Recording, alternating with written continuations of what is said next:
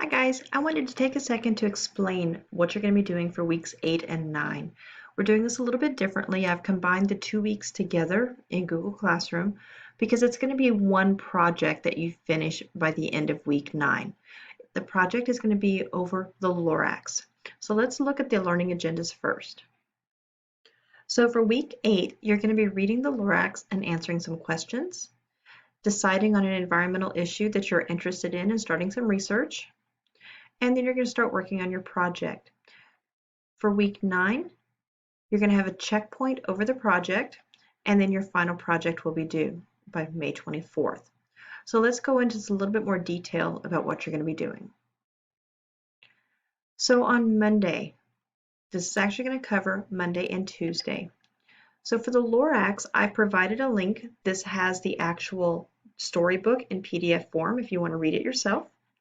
There's a video where I'm reading the book to you. Now in the video, I do tell you where to pause and stop to answer questions.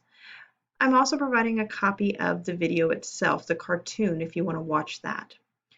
You have the questions. Make sure that you're answering them as you go through. Don't try to wait till the end and go back because you won't remember it. On Wednesday, after you have finished reading the Lorax, you're going to start researching an environmental issue that you might be interested in. Now, for this, remember in the Lorax spoke for the trees. You are going to take a position on an environmental issue and you're going to provide a voice or speak for some other organism that wouldn't normally be able to speak. So for the environmental issue, in the book he's covering deforestation. Think of some other environmental issues that we might be dealing with, acid rain, air pollution, smog, water pollution.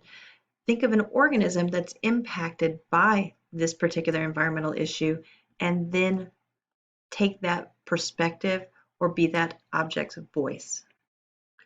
To help with your research, I've included a link to our library resources. This includes our databases. If you don't remember your login for these databases, when you click on this link, it'll be at the top of that page. So now let's look at the actual project requirements. So I've posted the instructions.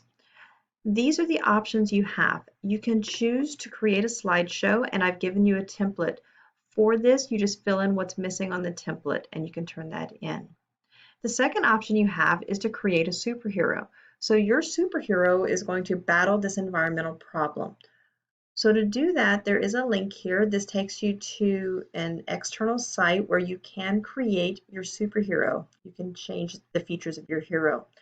Now you are going to basically be making a picture. You would then need to copy that picture onto a Google Doc or a Google Slide and then answer the rest of the information for your project about your superhero. Your superhero would have at least 2 superpowers that would help fight or battle this particular environmental issue. The rubric for your project. Make sure I clearly know what your stand is. What is your position that you're taking on this project? You have at least 2 facts about your particular issue. You're going to tell me, is your environmental issue considered a short-term or a long-term problem? Now remember, we've done this for the past couple of weeks, so if you don't remember the difference between long-term and short-term, you can go back to your notes from the previous weeks. You also have to explain to me why you decided. So don't just tell me it's short-term and be done. You have to tell me why you think that.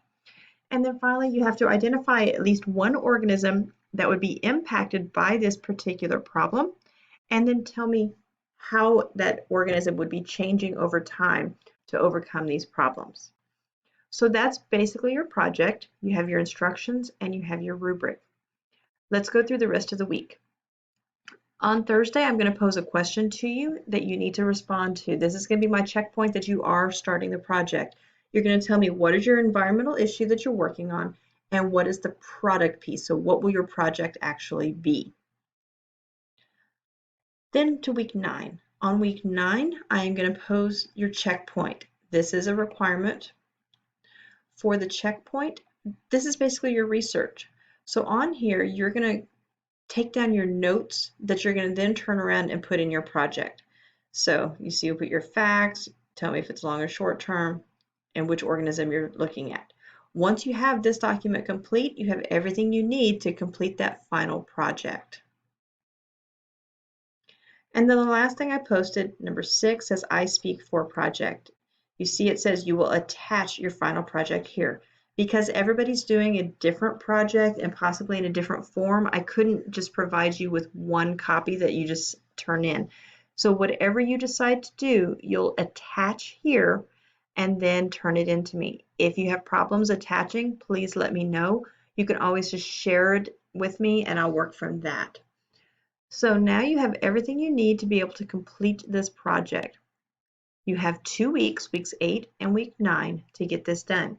Please do not wait till the last minute. You need to be working each day a little bit on this project in order to have a good quality project to turn in to me at the end.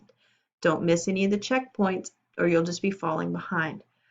Let me know if you have any questions along the way, okay, or if you have trouble on any part of this. I'll be happy to help you. Right, my Zoom sessions each week will be geared towards helping you with these projects if you have questions. Right, I look forward to seeing what you create.